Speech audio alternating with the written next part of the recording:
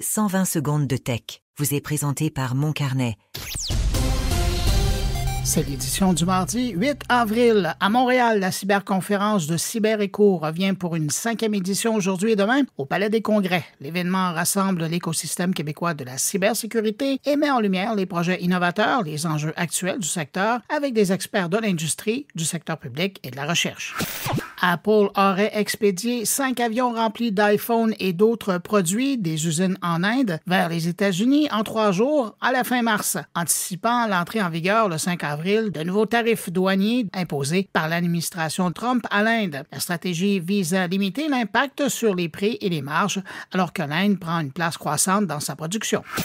Le PDG de Shopify a annoncé une nouvelle directive interne. Les employés devront démontrer qu'une tâche ne peut pas être effectuée par l'IA avant de demander du renfort humain. Dans un mémo diffusé sur X, le PDG insiste sur l'importance d'intégrer l'IA au quotidien, la qualifiant de levier de productivité. La plateforme X travaille sur un service de messagerie chiffrée appelé XChat, destiné à concurrencer des applications comme WhatsApp. La messagerie intégrerait une protection par code PIN à 4 chiffres et des rappels réguliers pour renforcer la sécurité. En parallèle, Xmail, un service de courriel, est aussi en préparation. OpenAI envisagerait l'achat de I.O. Product, une start-up appuyée par Sam Altman et Johnny Ive pour plus de 500 millions de dollars. L'objet serait de créer un appareil personnel intelligent, potentiellement sans écran, pensé comme un assistant vocal évolué à la manière du film Her.